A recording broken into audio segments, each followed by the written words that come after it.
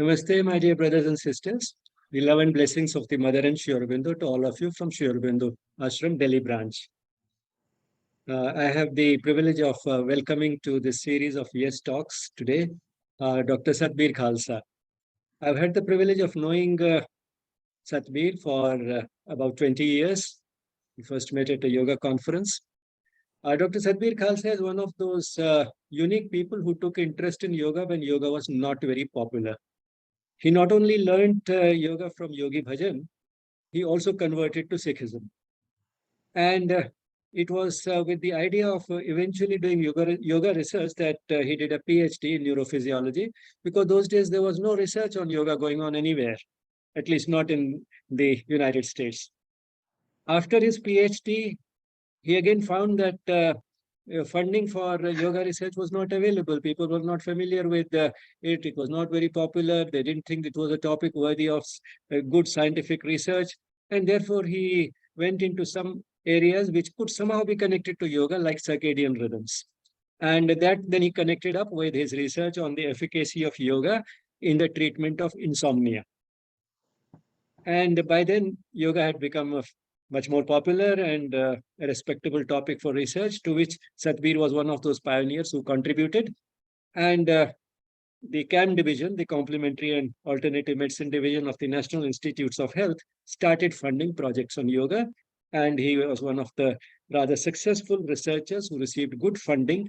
And for the last several years, probably more than a decade, he has been working on the positive outcomes of teaching yoga in schools. This was important because as in India, so in the United States, there is sometimes a resistance to learning yoga in schools or yoga being taught in schools, to which research can contribute, because the type of outcomes which you can show through research are those which are attractive to parents as well as the school management.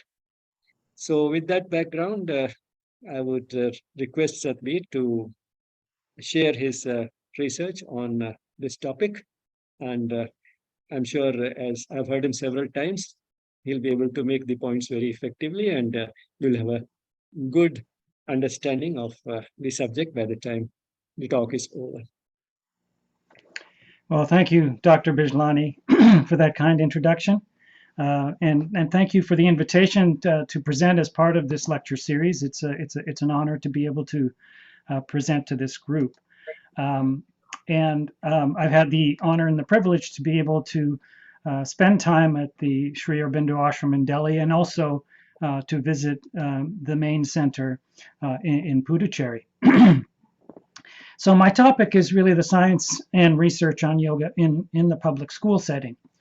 And in order to really gain an appreciation for the importance of this, I think it's important to set the background as to what the need is here. And there are a number of challenges that our adolescents and children are facing in modern society. Among these, and very important, underlying many of these problems is chronic stress. This comes from a number of factors, including developmental issues, family concerns, social activities, academic stresses, and even societal pressure. Ultimately, stress is a major risk factor for mental health, and this is manifested in a number of mental health conditions, including depression, anxiety, substance abuse, and even trauma. It also manifests in behavioral problems, including things like apathy, school violence, social skill problems, bullying in the schools, and even absenteeism in school settings. And then, of course, also with respect to schools, these emotional and psychological risk factors will then negatively impact academics, as manifested in school grades and even dropout from school. And then we also are experiencing at this point in time globally physical health abnormalities that have not been a problem in earlier history, things like epidemics now of obesity and diabetes in our children and adolescents. And then we've also seen the appearance of a number of attention deficit disorders, including attention deficit disorder and attention deficit hyperactivity disorder, which again are fairly modern diseases that are increasing somewhat in prevalence. So this is really a substantial list of challenges that our children and adolescents are facing. And we have evidence for how this is then manifesting. This is an earlier review conducted in the US. And what they found was in this review of currently mental health disorders in adults is that the majority of seriously impairing and persistent mental health conditions have child-adolescent onsets and high comorbidity. In other words, the majority of mental health problems we see in adults really actually started in childhood and adolescence. And furthermore, they represent those of more serious nature. Furthermore, they also noted in this study the need for the treatment of largely untreated child-adolescent disorders. And this has actually been studied in the US, and it is a problem. One of the major studies that I like to quote is this longitudinal study in which they followed children in the US from the age of 9 to the age of 21, looking at the prevalence, what's called the cumulative prevalence of mental health conditions. And these include things like depression, anxiety, substance abuse, trauma, etc. And the conclusion of this extensive study was that the striking feature of the present data is how high the rates of early psychiatric disorders are. Most likely, the lifetime prevalence of psychiatric problems by age 21 well exceeds 80%, suggesting that the experience of psychiatric illness is nearly universal in our children and adolescents. And so this is really a sobering statistic, and I think most of the public and even many scientists and clinicians are unaware of how serious this problem is in our children and adolescents, that the odds of having a disorder over childhood and adolescence is 80%. Now, we can actually see this in current statistics as well. This is from a survey that's done in the US on a routine basis. This is called the National Youth Risk Behavior Survey, conducted by our Centers for Disease Control. And in the 2019 survey, what they found was that the percentage of high school students who experienced sexual violence was 10%. And it was actually almost 17% for females. So this is really a high statistic for sexual violence. This is another sobering statistic. The percentage of high school students who seriously considered attempting suicide is almost 19%. And females, for girls, this is 24%. This is really a very serious concern.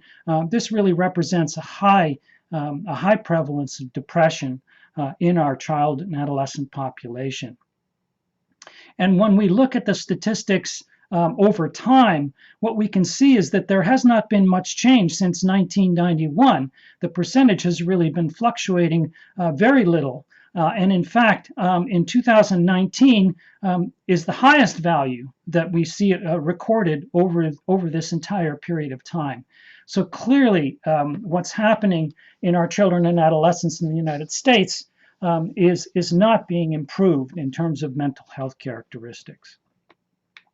Now, this is not just a problem in the United States.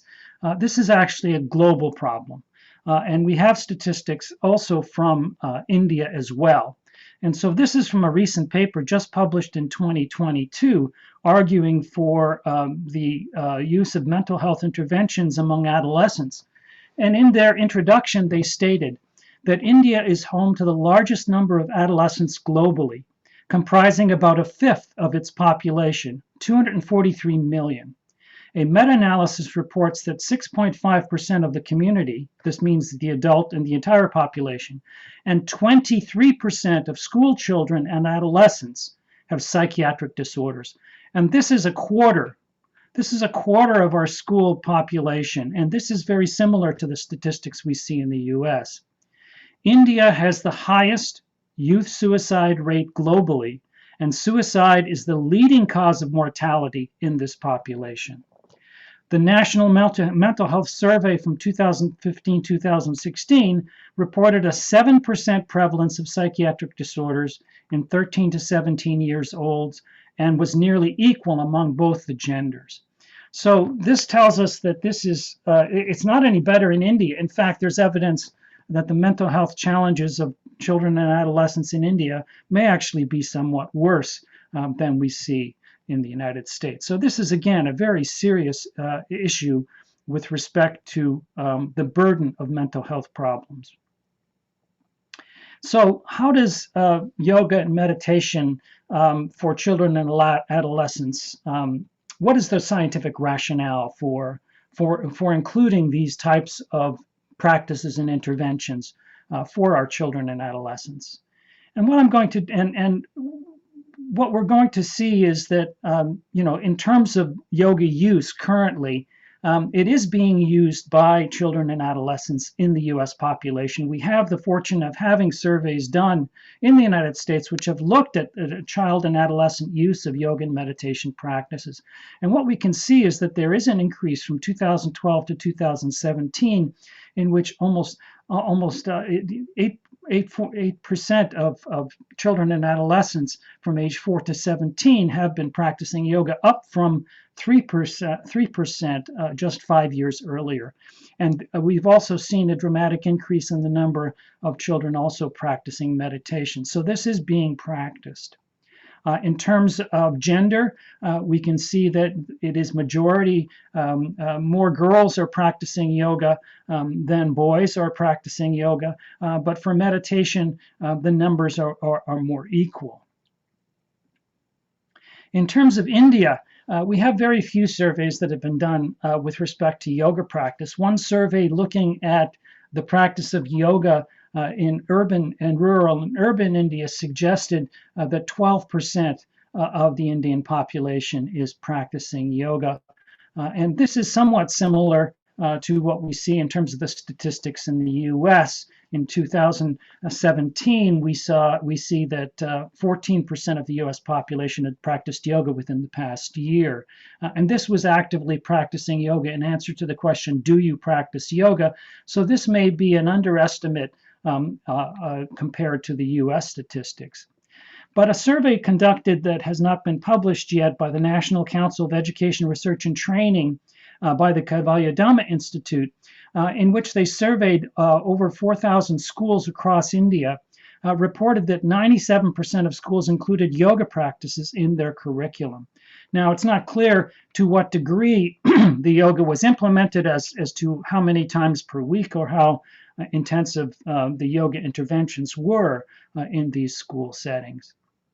And this may in part be driven by the growing popularity of yoga in India, promoted actually by, of course, the Prime Minister Modi, who is an active yoga practitioner, has been promoting the practice of yoga in India indirectly through support of things like the International Day of Yoga. Now, we have in the United States a number of different yoga programs which are established to teach yoga teachers how to go into school settings and teach yoga appropriate for children and adolescents. And many of these programs are in existence in the US. We have at least 3 dozen of these different types of programs. They do formal training of yoga teachers with established curricula that are designed to implement yoga in school settings. This is one example. This is a Yoga Kids program. Another example is the Yoga for Youth program. And each of these programs has websites, and people can take training through these different organizations. We also see that it is being popularized through books that are available, and these are just an example of book covers that were pulled off of Amazon.com. Yoga for Kids, I Am Yoga, Go Yoga for Kids, Yoga for Children, and even yoga for even younger children. And not only is it just yoga for teens and children, it is actually moving into yoga for specific medical and psychological conditions. So there's yoga for children with autism, yoga for children from autism and special needs, for every special child, etc. So what is the psychophysiology that really allows us to argue that there's relevance of yoga for what is going on with respect to mental and physical health challenges? And what I'm going to do, and this research is growing very rapidly, and we have in our book, The Principles and Practice of Yoga in Healthcare, a summary of the research that's been done on the psychophysiology of yoga. And there have been a number of meta-analyses and review papers summarizing the basic research on how the mechanisms of how yoga is working on the mind, on the body, and on the emotions as well. And I'm presenting this model which really summarizes the mechanisms and the strategies involved in how yoga affects human functioning overall. Now, when talking about yoga, I'm really referring not just to the postures and exercises, the so-called asanas. I'm referring to traditional yoga that includes not just the physical components, the postures and exercises, but also the breathing techniques, the very large variety of breathing techniques in yoga, so-called pranayama practices, one of the most important of which is the long, slow, deep breathing practice. Relaxation is another important component of conventional traditional yoga practices, particularly manifested as the so-called shavasana, corpse pose, the deep progressive relaxation practice. And then, very importantly, the meditative component of yoga.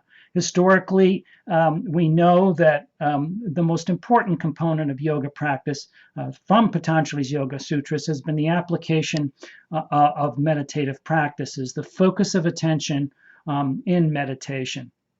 And meditation, most simply defined, is the relaxed, non-analytical focus of attention. And this focus of attention is typically in yoga practices is on a mantra or on the breath, or in other types of practices, it can be on the flow of thought or the flow of sensation itself. But this control of attention is really an important component. In fact, we can even make an argument that in traditional yoga, most of these physical components of yoga practice are there to support this meditative component. And we're starting to understand the neurophysiology of how all of these practices are integrated together to make the kinds of changes that we see in the boxes here below. So we have very good evidence from each one of these components alone and also together in yoga that they make changes on the physical level in terms of physical functioning. And I'm calling this box physical fitness, if you will. And we see very strong objective research evidence showing that yoga practice in naive individuals who've never practiced yoga can improve physical flexibility, strength, coordination and balance, respiratory function, and so on. And all of these lead to an overall self-efficacy of not only physical functioning, but through the mind-body connection that improves mental functioning and emotional functioning as well. It is also through each one of these practices, either alone individually or together in traditional yoga, that we see improvements in self-regulation of internal state. And internal state referring to both physical, physiological functioning, as well as psychological, emotional functioning. And perhaps the most important aspects of self-regulation are improvements in stress regulation and emotion regulation. And over time with practice, this leads to the skills of resilience and tolerance to stress, and equanimity, emotional equanimity, the ability to manage emotions more effectively. And this leads to an overall self-efficacy of emotional and cognitive functioning. And this improvement in stress and emotion we're starting to really understand the mechanisms by which this is happening. Now, another component that is very important in terms of yoga practice over time, and this comes largely through the meditative component of yoga, is an increase in mind-body awareness. This has also been known and described in the modern literature as mindfulness. Through this practice of meditation, of focus of attention, we are engaging the attention networks in the prefrontal cortex. And this is over time leading to an improved ability to maintain attention, which leads to improvements in mindfulness. And because we're improving attention, that improves concentration abilities and then, of course, cognition overall. But what happens over time with regular practice in yoga is that people that practice these meditative techniques ultimately reach a realization that they are not their thoughts. And this is a revelation that comes because one comes to an understanding that one has the ability to self-regulate one's responses to one's own thoughts. In fact, one can over time even decide to change one's thoughts. And this is what we call a state of metacognition. And this is a very profound realization because this now gives us a sense of self-regulation over our own thought processes. And this increase in mindfulness is really tied to this whole idea of stress and emotion regulation. So that's why what these arrows are between these boxes to really indicate that crosstalk between these different underlying mechanisms.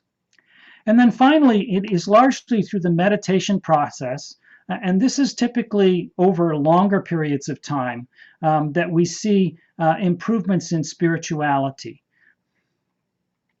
And this is coming through induction of these unitive states of consciousness, through these brief experiences in which one experiences the universe as a whole, deep sense of unitive non-duality. These are experiences of transcendence. They've just been described as the flow state. And when one experiences these deeper experiences, it leads to a deeper transformation. People end up experiencing a change in their life meaning and purpose. Many people use the phrase, yoga changed my life, when they experience this deeper transformation. And this is really talking about this deeper sense of spirituality change. In fact, we have surveys that show that although many people begin yoga practice for physical reasons and for stress reasons, they ultimately continue practice because of the experiences they're having with respect to spirituality. Now, one thing you can see from this model is that we're making changes across a broad spectrum of human functioning, from the gross level of physical muscle connective tissue to the deepest experiences that humans can have. And again, these arrows between the boxes really suggest that all of these processes are interactive. We also have very strong research in some of these areas. The strongest research, it's very objective because we can measure things like flexibility and strength and respiratory function. We have a lot of research that shows that this is very clear with yoga practice. And over the past 2 to 3 decades, through modern techniques of neuroimaging, of brain scanning, molecular biological techniques, biochemical assays of stress and emotion functioning, we've been able to come to a deeper understanding of these two processes of self-regulation and of mind-body awareness. And these are very powerful changes that really represent some of the biggest benefits that we experience with yoga practice over time. And the area with the least amount of research, but it is possible to do research in this area, is this whole experience of spirituality. So because of this broad spectrum of changes, we're seeing changes in global human functionality, from the gross level of physical, mental health, and performance to the deeper skills of stress and emotion, regulation, awareness, mindfulness, and the induction of this state of metacognition to the deepest positive psychological states of behavior, improvements in well-being, values, life purpose and meaning, and then ultimately even spirituality. And the other thing you can see from this model is the immediate relevance to many circumstances. So taking the situation of mental health in children, clearly stress and emotion regulation are very key elements. And this is tied to the induction of mindfulness and the control of the attention networks with children. So what is the evidence that we have, and what is the the rationale for the appropriateness of yoga for children and adolescents? And this is, as I said, becoming very popular in the US. In the United States, we have the National Kids Yoga Conference, in which we have presentations on the efficacy of yoga for children and for school settings. This is a fairly recent review by my colleague Lisa Cayley-Isley, who is in Europe, and she published this paper, A Guide for Clinicians Using Yoga as a Complementary Therapy.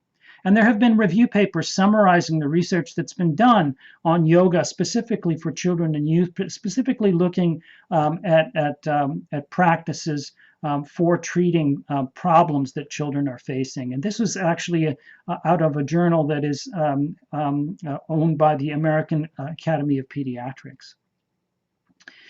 We have in our book, The Principles and Practice of Yoga in Healthcare, a chapter on the psychophysiology of yoga, and we also have a chapter on yoga for pediatrics. This is a review that looked at yoga's intervention for the reduction of symptoms of anxiety and depression in children. And this looked at 27 studies. 58% showed reductions in both anxiety and depression, while 25% showed reductions in anxiety. And so this is showing positive benefit for the use of yoga for children for treating these kinds of mental health problems. And we published our own review just a couple of years ago in the journal Mindfulness. This was a systematic review. We looked at 39 randomized controlled trials. In all but 5 studies, yoga improved outcomes in at least one of the 3 domains of psychological, behavioral, cognitive, and physiological, physical functioning. And the results indicate growing evidence that yoga is a promising intervention for children and youth. So it's very clear that yoga has relevance and can be used and be efficacious for children and adolescents.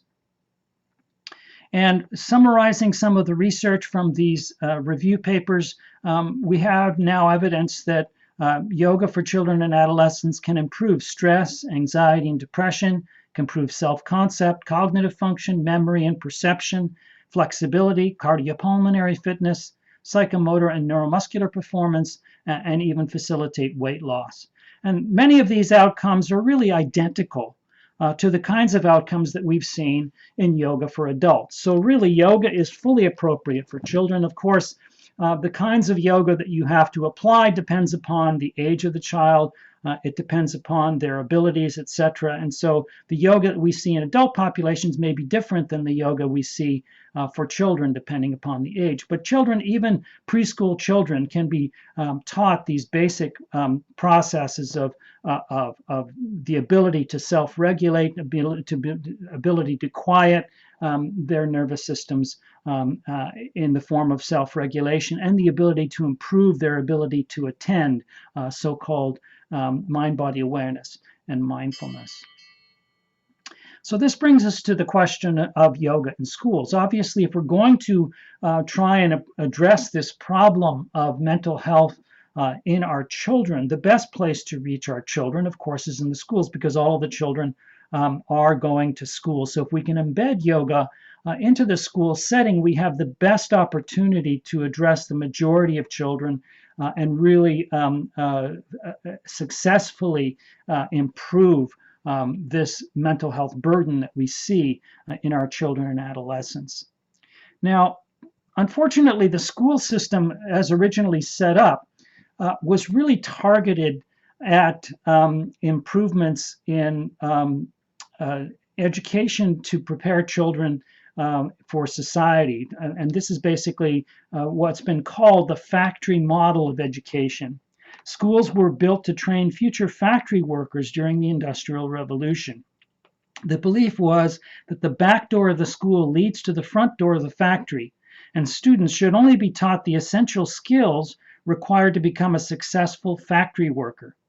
Now, there's nothing in here, of course, about socio-emotional learning.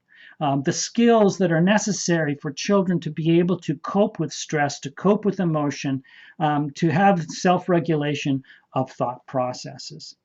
Now, this was recognized early on.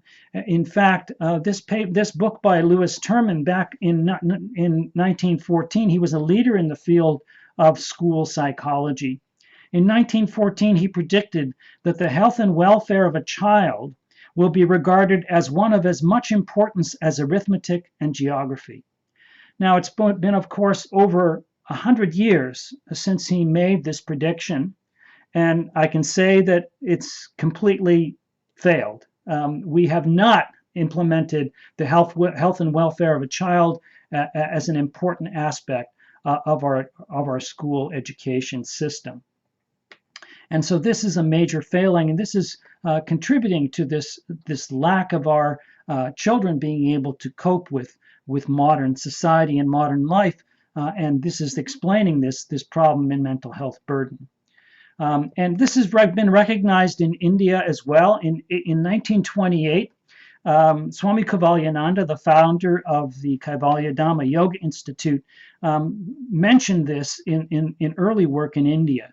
He talked about the physical education of schoolboys. We have not only to provide for muscle building sports and games, but also for a coordination of mental and physical education.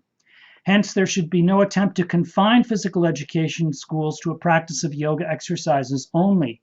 Needless to say that every school will be immensely benefited if it includes yoga exercises in its program of physical education. And Swami Kaivalyananda was a strong proponent of the implementation of yoga in public schools. In fact, in 1972, we have this description of a yoga training course for the teachers in Maharashtra state. As part of the crash program planned by the Maharashtra government to introduce yoga exercises in secondary schools of the state, 23 selected teachers from different districts were deputed to undergo a short yoga training course for the teachers at Kaivalya Dhamma Lonavala in October 1972. They were trained in theoretical, practical, and practice teaching aspects according to the syllabus prescribed for a period of 1 month. And so this has seen early attempts to be able to implement yoga in public schools. In the United States, we have a number of initiatives that have been recognized this gap in our education of children and adolescents in our school setting. And it's also been called, basically the education of the whole child, as opposed to education that's targeted at job acquisition and just academic training in things like history, geography, mathematics, etc., but the idea of so-called socio-emotional learning. So our Center for Disease Control has come up with this initiative, the whole school, whole community, whole child model, in which a number of different aspects are included in terms of the education of our children. This includes health education, social and emotional climate, counseling and psychological services, nutrition, environment and services, and so on, to really address this sort of more global education of our children. And specifically, the Collaborative for Academic, Socio and Emotional Learning, or CASEL, has implemented this whole model of socio-emotional learning that includes training for children in self-management, self-awareness, social awareness, relationship skills, and responsible decision-making. And as you can see from our logic model of yoga, it fits very well with this model of socio-emotional learning to improve a lot of these facets that yoga has a very strong rationale for having effectiveness for. Now, unfortunately, we are not at the point yet in the US where this is being implemented globally by any means. However, there is a movement for this in the schools. So we have published a paper some years ago arguing for implementing yoga within the school curriculum, and we provided a scientific rationale for improving social-emotional learning and positive student outcomes through yoga practices. In this paper, we argued for exactly what I presented, which was the heavy mental health and overall health burden of our children. We talked about the scientific rationale for how yoga is poised in an ideal position to address this. And we also summarized some of the published research that was done up to that point in time. And this was essentially a paper that we hoped would be available to school principals, to school policymakers, to allow them to understand the virtue of yoga in a public school setting. One of the things that we see is that we're starting to sort of tease apart some of the fine points within the logic model of yoga. And one of the important components, as I mentioned, is this whole idea of mind-body awareness or mindfulness. And we're starting to see a real mechanistic connection between the induction of mind-body awareness and mindfulness and this whole self-regulation skill of emotion and stress response. And so from this paper here, in which they talked about the contemplative neurosciences of self-awareness in education, they argue for how mindfulness-based training can improve self-related and self-specific processing to induct these perceptual awareness, this mind-body awareness through emotion regulation, decentering, to improve well-being and be able to manage the stress response more effectively. And so this is really bringing us to a point where we're starting to try and understand the mechanisms of how these processes can improve functioning in the school setting, both from the teachers and for the students. Now, as I mentioned, this is a movement that is happening, and we published this paper, which was a survey of all of those yoga programs in public schools. And what we found was at this point in time, and this was published in 2015, now 7 years ago, 36 programs at that point in time that offer yoga, and well, they were offering it in 940 schools across the United States. And they had trained amongst them all over 5,000 instructors. And these were then instructors that were teaching yoga in public school settings. So this is a movement that is growing. However, of course, it is a very small fraction of the overall number of schools in the United States. A number of other organizations have promoted this idea. This is the Yoga Service Council, which is based in the United States. And they published this book, which is available on Amazon.com, called Best Practices for Yoga in Schools. It is actually a very practical manual for how yoga teachers can walk into a school setting and successfully teach yoga. And it addresses all of the issues: how to deal with policymakers, how to deal with teachers, how to deal with school principals, how to address children, how to teach, etc. And within this book, I provided a short review of the efficacy of the research efficacy of yoga in public school settings, at least up to the point in time that this book was published. So we have a number of programs that, as I said, are being implemented in school settings. One of these is so-called Pure Edge program. And at one point in time, 6 different regions across the United States had district-wide implementation of the Pure Edge program for yoga in schools. And there was research being done on the effects of that implementation. I have also worked with the Kripalu Center for Yoga and Health, which had its own training for schools. And we were able to conduct research that was actually funded by the center to promote this whole movement of yoga in public schools. I've also had good interactions with my colleagues at the Holistic Life Foundation. These are 3 individuals who started this organization, and they have achieved worldwide reputation for their work. And they started teaching in inner city Baltimore schools, where all of these 3 were raised. And this program has been going on so long now that many of the children they were teaching, who were actually in grade 5 and 6 many years ago, are now actually yoga teachers coming back into the school system to teach yoga. This is really a very compromised population in inner city Baltimore, where there's a lot of violence and a lot of mental health burden. I also work very closely with the Yoga for Youth program, which is based upon the style of yoga that I practice. And we've published a number of trials and are continuing to do research on programs that are being implemented on Yoga for Youth. The most significant one of which is currently in our Maryland public schools. There's an entire school district which has over 100 schools in which the Yoga for Youth program is being implemented. And we've been recently funded to conduct a research trial, randomized control trial, to compare the effects of the Yoga for Youth program compared to those children that are not involved in the program. So what is the evidence, the research evidence that we have for the research efficacy of yoga in public schools? And there have been a number of conferences in which we have had this raised. And one of these, of course, is the Kaivalya Dhamma Institute, which has a very strong initiative with respect to yoga in schools. And in 2015, they had a conference really focused on yoga in education and recognizing the profound influence that yoga can have in the field of education. And this is following through on their founders' initiative in this area, Swami Kaivalyananda.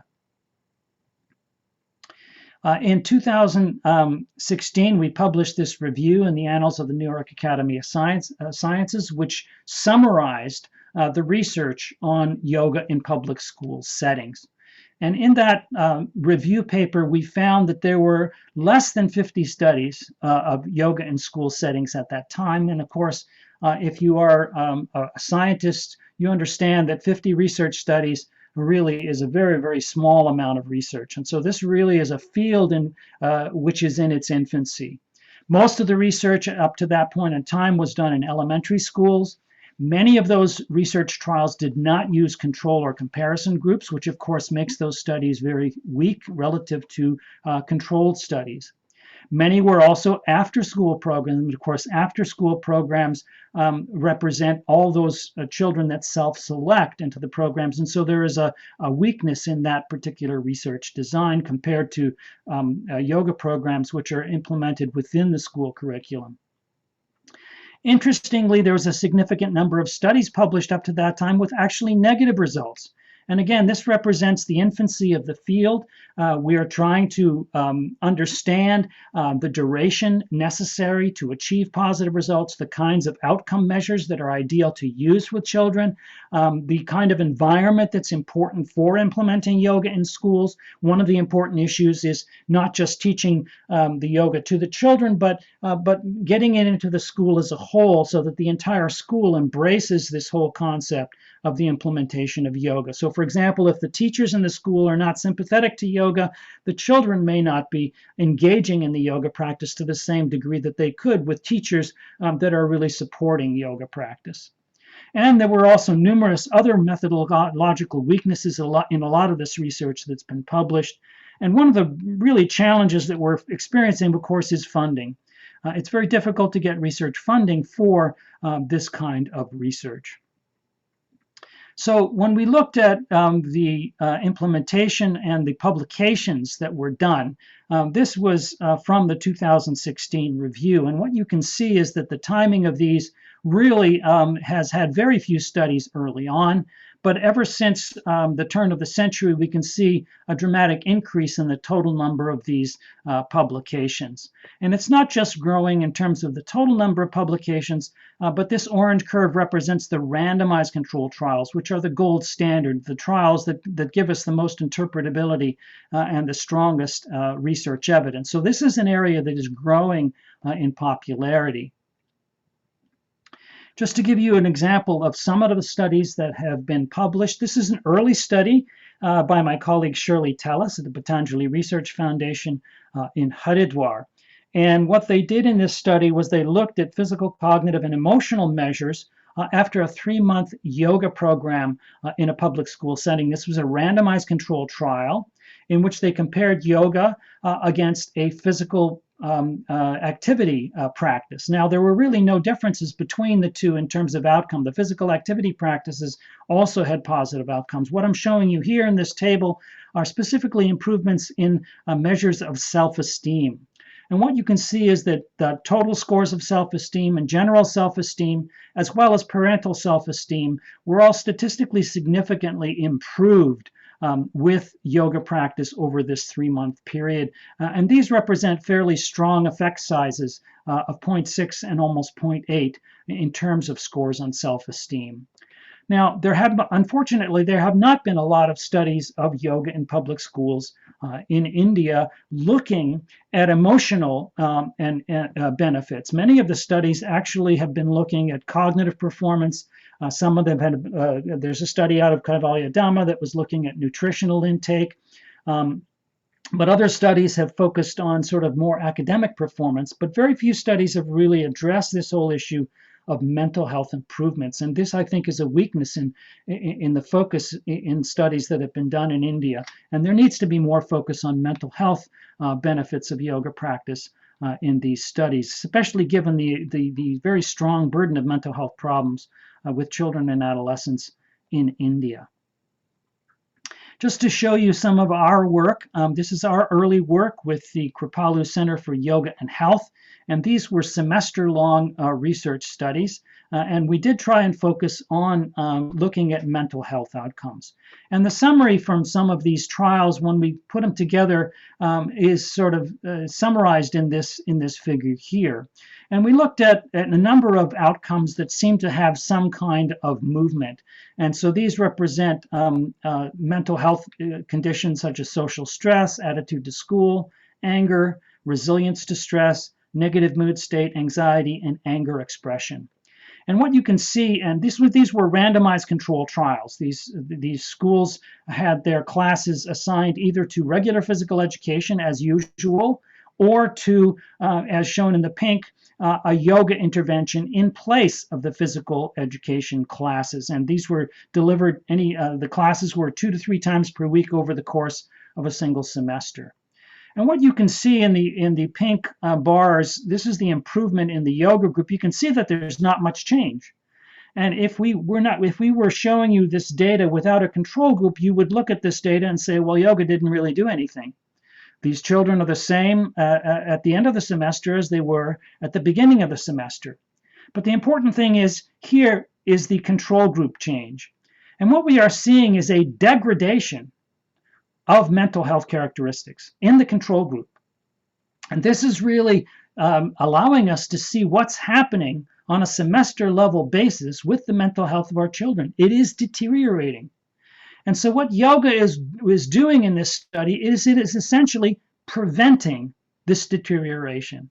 Now, these were semester-long studies, and our prediction would be that if we were able to do this as a year-long study, or more appropriately for multiple years, that we would not only see this sort of prevention, we may also see an actual improvement in some of these characteristics over time. But that is our hypothesis and our prediction that really would require a long-term study, and that, of course, would require significant research funding. We have worked more recently with the Yoga for Youth program, and our first study with this was done as a single group trial in charter schools in the Los Angeles area. And these are schools that have a high preponderance of low socioeconomic status, children, high minority population, and therefore more stressed, more emotionally challenged. And what you can see is that we showed reductions in perceived stress. We see improvements in resilience to stress, and we also saw statistically significant improvements in positive mood state. More recently, we did a trial of the Yoga for Youth program in a North Carolina school setting. Now, this was an after-school program, so this is not as rigorous as a study that would have these practices implemented within the curriculum. However, what we saw here was that the control group had no change in emotion regulation, and everything that goes down in this scale is an improvement in emotion regulation. And you can see that we had a statistically significant improvement in the yoga group compared to the control group with respect to emotion regulation.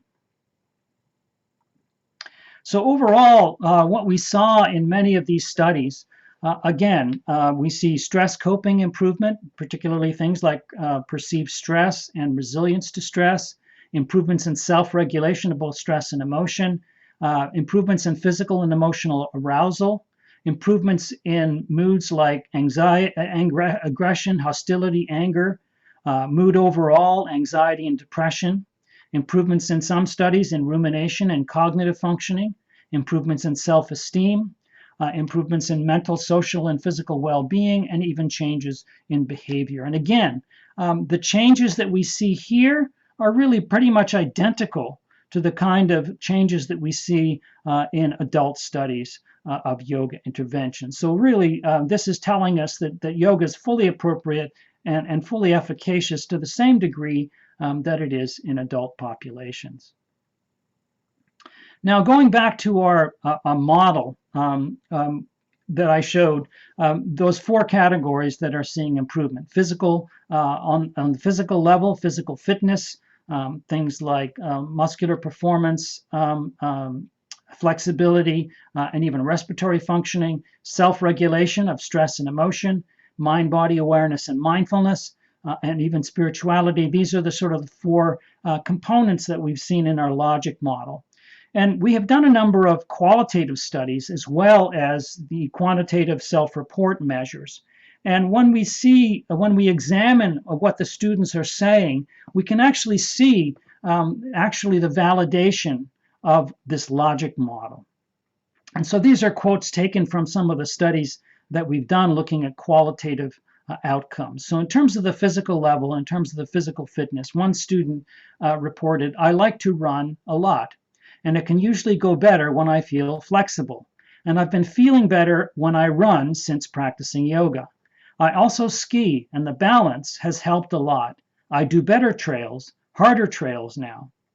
Another student said, "I think I've been sleeping deeper and more comfortably because also, along with the foot on the wall, I also do the 3-part breathing so that I can relax myself before I try and fall asleep." And we know that physiological arousal is an important component in terms of sleep, which is a very important component and a very important health practice for children. And this evidence that we can improve sleep is actually a very common anecdote that we get from our children after they begin the yoga practice. In terms of self-regulation of stress and emotion, one student said, "I felt like it was easier to calm myself if I was nervous about something, or just to deal with my stress." Another student said, "Before you're taking a test, relax and breathe, and you don't get as nervous or as tense." And we've seen evidence from studies of my colleague Shirley Tellis in India that also this whole idea of test anxiety can be improved with yoga. Another student said, "I used breathing outside the classroom in my life to calm me down. If I was stressed or angry, I would then do the breathing to calm me down, and I will probably continue to do this." And what's really remarkable is how quickly the children adapt to these practices. Virtually after their first yoga class, when they're taught slow yogic breathing, they are immediately implementing this in their daily lives. And we'll get anecdotes from the children coming back and saying, we were about to have our soccer match, and we all as a team did some slow breathing, and we did very well in the match.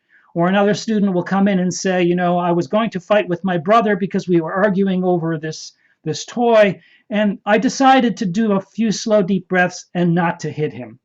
And this is just an immediate example of the very powerful effect of breathing techniques in inducing stress and emotion regulation.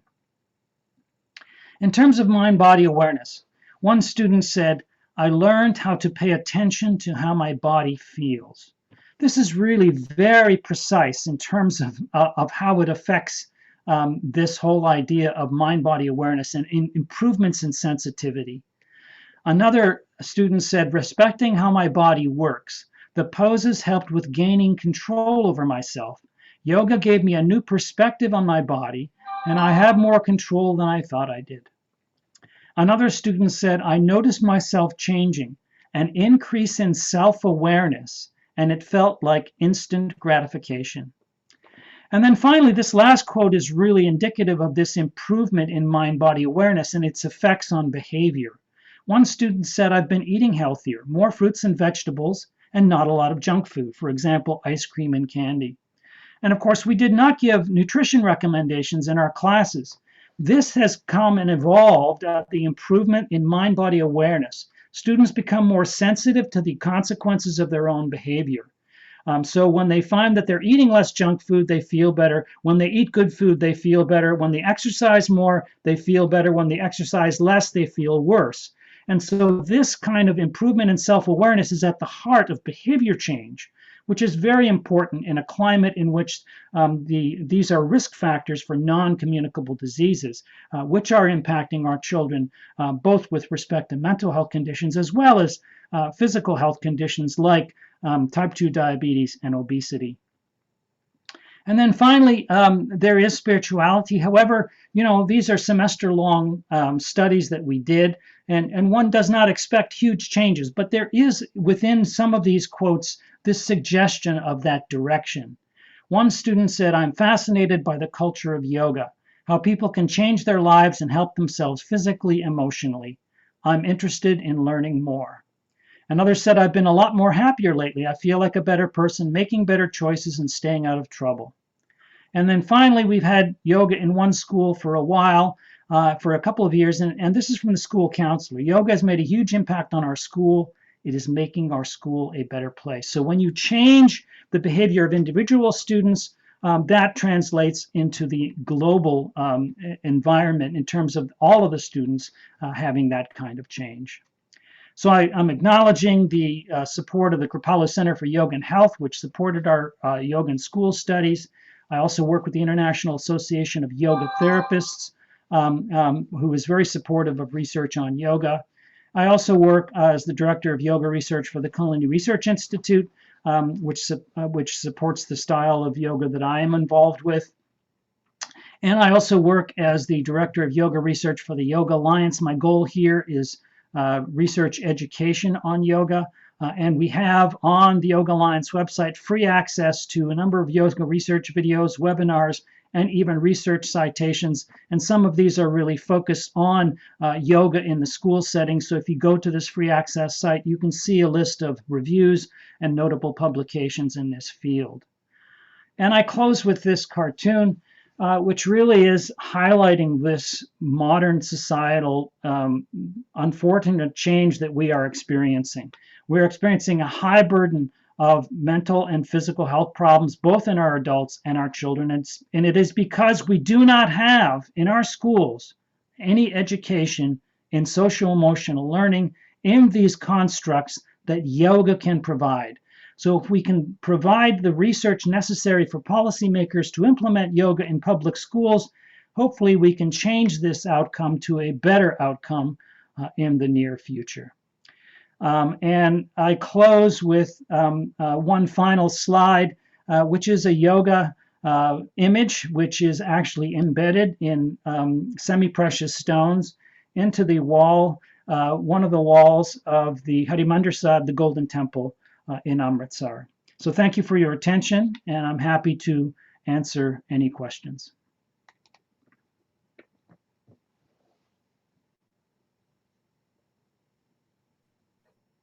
Thank you, Sadhvi, for a scholarly, well-referenced talk supported by data, as usual. We'll first try and see if the audience has any questions or there are any questions in the chat.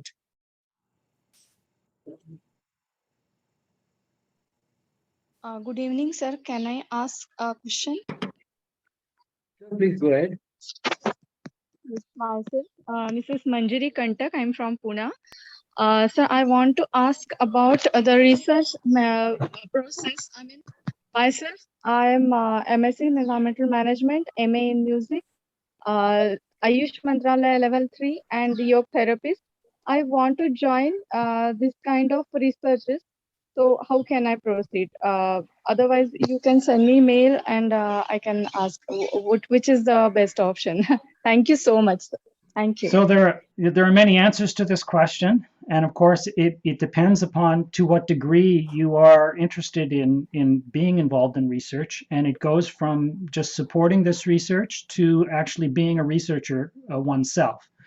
And of course, the one extreme of being a researcher, this means you have to obtain a higher degree, an MD or a PhD, and then to get funding and to conduct your own research trials out of an academic or clinical institution. On the more small level is that you can just sort of be involved in a study as a yoga instructor or as a research volunteer or research assistant in existing studies. But of course, that limits the degree to which you can participate in the research. But being in Pune, you have the opportunity to contact Kaivalyadhamma, which is in Lonavala, not far from you. And I see Dr. Bogle is here. And so Dr. Bogle can certainly present you with opportunities for being involved in research. And Kaivalyadhamma, as I mentioned, has a very strong initiative in terms of this whole idea of conducting yoga in public schools research. Okay, thank you so much, sir. I will be very happy if you come to Lonavala, Kevaladham. Thank you. I'm very glad to see you and talk with you, sir. Thank you so much. Sir, I'll take your, I don't know how to proceed, how to talk to you, and how to come to Lonavala. I mean, please give me appointment. And perhaps Dr. Bogle can put his email address into the chat box, and then you can contact him directly. Yes, like the institution quite busy, but still we find time, because when there is some kind of inquisitive researcher, say, we are always ready. So we can decide time. You can always contact us. Our official phone number you can get from anywhere. They can. Yes. Right? Okay, sir. Thank you so much. How are you? Yes, we can move on to the next question. Yes, you can go ahead. Okay, thank you. So my question is to the speaker. Thank you, sir, for the very nice presentation. I would be keen to hear your views on the changing global context and how it impacts learning and the opportunities it might present going forward in terms of making, say, interest in yoga, meditation, and holistic health practices, research in mind-body connection more relevant and more mainstream. And do you think the current context has kind of forced humanity to look at it like that? And do you think it is going to expedite interest in this field? That is the first question. And the second question is around the impact of the COVID related restrictions on learning landscape in the US, because in India, for the last 2 years, the students have been learning largely sitting at homes in front of laptops and on their phones, which has made them much more tech savvy. So what is your view on these two? Thank you. So in terms of the pandemic, I mean, the burden that I've described to you in mental health, all of that burden is from before the pandemic. So as you can imagine, that has substantially increased because the pandemic has been a major stressor in both adults and children. So the situation has become substantially worse. One of the things that has been a consequence of the pandemic, which in some sense is a positive, is the fact that many yoga research studies had to transition into virtual implementation of their yoga programs. And so we now see a number of publications that were not there before the pandemic, many more publications showing the efficacy of online programs for yoga. Now, there are pros and cons to this. The pro is, of course, that now it's much more easily implementable and much more easily available. You don't have to have a yoga teacher go to a school. You can now have this accessible online. The only downside is, of course, that there are some important things to understand and learn to do yoga practice properly. If you do yoga practice improperly, it can lead to some negative outcomes. So it's important to have proper training. And the best proper training is in-person training. And so there is a risk that's associated with online implementation of yoga. But, under the circumstances where we have such high suicide rates, perhaps the pros outweigh the cons in terms of the importance of this kind of immediate implementation until we can reach the point where we are starting to see yoga teachers, actually qualified yoga teachers, teaching yoga in public school settings. In terms of your first question with respect to global implementation, what is necessary for global implementation really is going to be twofold. Number one is this grassroots movement. What we are seeing is this increase in the popularity of yoga practice in the general population. So in the United States, we have the most thorough statistics here. And we see that in 2017, 15% of the US population had practiced yoga within the past year. And that was up 50% from 5 years before that. And that statistic was up 50% before that statistic 5 years before that. So this is essentially representing almost an exponential growth in the popularity of yoga practice. So when we see this kind of practice in the general population, one can say that there's going to be much more openness in the public schools because, of course, the adults have children and those children are going to schools. And we see, as I've shown you the statistics, the dramatic increase in the number of children practicing yoga. Unfortunately, many of those practitioners are of higher education, of higher socioeconomic status, because they have the knowledge and access of yoga. So this is unfortunately leaving many children who are of lower socioeconomic status, who are actually under more stress and emotional pressure, are not being able to access this yoga. So the most important thing for the global implementation of yoga in public schools is the research. The research is the only way that policymakers can justify the implementation of yoga in public schools for both two reasons, for efficacy and for safety. And a third issue really is cost effectiveness. Not only do you have to show that yoga is safe and effective, you have to show that it's feasible from an economic perspective. And if we can show that through the research, that is what the policymakers will need to justify the implementation of yoga in public schools. So really, it is really the research that is critical, as it is for many societal institutions, to implement yoga into the public school setting.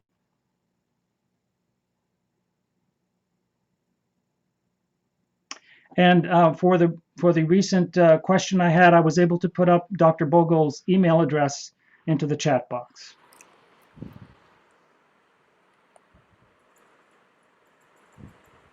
Thank you so much, sir. Yes, Dr. Sangeeta, you can go ahead with your question.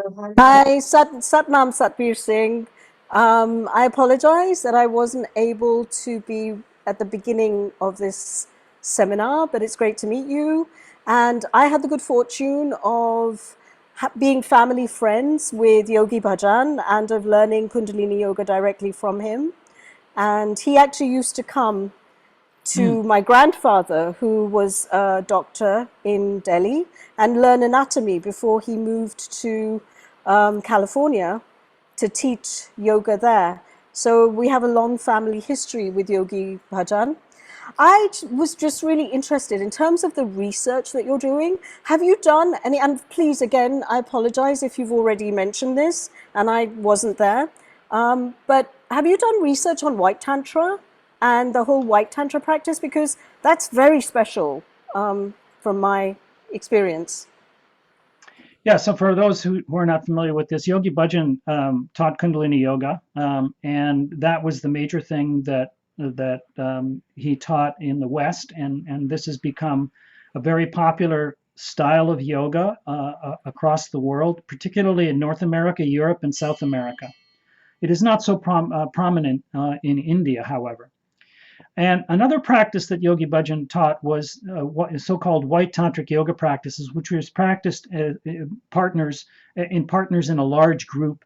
And these are meditative practices, mostly using mantra, breath regulation, and some degree of posture. And these are very powerful meditative practices. However, not much, virtually nothing has really been published in the research on white tantric yoga. And of course, it is a special practice, and so there is concern about applying yoga practices to these very special practices of white tantric yoga meditative practices. Thank you, Satnam. Satnam. Okay, one more question, sir. You mentioned briefly about first-person research of the spiritual experiences. Could you share a bit more about that and how it can be made more acceptable, so to say, for mainstream application? So what are the ingredients that are required? Thank you. Again, I just come back to the importance of the published research. And the published research, the stronger the journal, the more impact it's going to have. If it's published in the so-called gray journals that are not indexed, that are not available to scientists or policymakers, it's not accessible. So it really has to be published in strong journals. The qualitative research is important as well, in which we do interviews, formal interviews with the students to try and identify what their experiences are. And this is very useful for future research because it gives us insight into changes that might be happening that we are not expecting. And it opens avenues for creating new hypotheses and adding additional outcome measures to address these kinds of changes that we see happening. So for example, in that one quote in which the one student talked about changing her diet, this is a great type of question to include in future research to try and demonstrate that yoga practice over time will change health behavior and bring people to more practice of physical activity and better health choices in terms of diet. And both of these are very major risk factors for the development of non-communicable disease. And I mentioned these are higher. These are very high in the general population in adults, but they are also growing at unprecedented levels in our children. And India particularly has a very high burden of type 2 diabetes. So anything that we can do to change child and adolescent behavior to avoid these risk factors is really critical. And again, so the answer to your question really is research, research, research. It is really critical, and it is what I've devoted my career to try and promote and advance, so that the policymakers have the justification for putting yoga into public schools. Interestingly, there's a lot of misinformation about yoga. There are two general sort of views of yoga by the general population. One view is that yoga is just physical exercise. You have to be flexible in order to practice yoga. It's gymnastics, and that's it. And it has no other components, and you have to be flexible to practice. And that is completely a misrepresentation of traditional yoga. And the opposite, the other extreme is, oh, yoga is a religion, and therefore you have to be Hindu, or you will become a Hindu if you practice yoga practices. Both of these are completely false. And we need a lot of education to the general public to indicate that yoga really has a broad spectrum of changes. That logic model really cuts across many different types of human functioning to improve any kind of performance in any kind of population. And again, it's really the research that allows us to identify what those changes are. Interestingly, this misperception cuts across many different things. My colleague Shirley Tellis has an anecdote in which she approached a school principal in one of the schools in India in order to try and conduct a study on yoga for the children in that school. And the principal's argument was, well, no, we don't want our children to do yoga because then they would be too relaxed, and then they would not perform well, and their grades would go down because they're going to be too relaxed. And this, again, is a complete misunderstanding of how yoga works. Yes, these children would have reductions in stress, but that reduction in stress would lead to improved cognitive performance. And I like to jokingly refer to that principal's view of yoga as the anesthetic model of yoga. It's not that children become unresponsive and so relaxed that they are not performing. They release their stress burden, they improve their attention ability, which actually improves cognitive performance. And we already have some studies that have shown that yoga can actually improve academic performance in children. There is one more question from Sudeep Dasgupta, and I think that will be the last question because we've already gone beyond the usual duration of these sessions. So Sudeep, yours will be the last question. Thank you, Ramesh Bhai, for allowing me this question. Great session, Sukhbirji. Quick question, and this is related to the last comment you made. Teens and young adults, they are more interested in the physical aspect of their body, right? They would rather prefer to do aggressive exercises, go to the gym, etc. So did you see a challenge in motivating this age group to move towards yoga? And how did you, if you have some challenges, how did you overcome those? No, that is a big issue, and it ties into exactly what I was talking about, is this perception of yoga. So we have had in our public school trials, fortunately, we have had the school agree to implement the yoga. So it was not essentially optional for the children to practice. So we had 18-year-old boys, for example, being taught yoga. And the first response to that practice by these 18-year-old boys was, "Oh, that's for girls. I don't want to do that. That's nonsense. That's not for me. I'm a boy. That I don't do yoga. That's what I want to do. It's a waste of my time." And yet a month later, those same boys are defending their yoga practice to other 18-year-old boys who had not practiced the yoga, saying that it really helps them, it allows them to cope with stress, allows them to improve their sensibility and sensitivity, etc. So this is a major challenge. And it is, again, from this misperception of yoga. But once we get them to practice, they turn around, they experience what yoga really is, and suddenly they become proponents themselves of the yoga practice. So getting over that misperception of what yoga is something, as I said, we as a yoga community really are faced with and have to deal with. But the more we can do the research to show the positive benefits, people will say, that rational. And one of the common responses when I present my logic model to even people who have practiced yoga, they say, "Wow, now that I see the evidence, I'm going to go back and practice more yoga." So even presenting the scientific evidence will inspire people to come back to yoga, to try and achieve those benefits of self-regulation, mind-body awareness, physical fitness, and then even these experiences of deeper spirituality. Thank you so much. Thank you, Satbir, for once again emphasizing that the children are in general open to yoga. They pick up very fast, they appreciate it, and are quick to bring it into their daily lives, apply it also in areas which go beyond what they learned, like they start eating more healthy. So this has been a very illuminating session as usual. And I might announce that in the next YES course, we have a series of YES courses going on. And the next one, YES.03, one of the things that we'll focus on in the practical classes is how to teach yoga to children. So with that, I'll now hand over to Aditi to close the session with silence.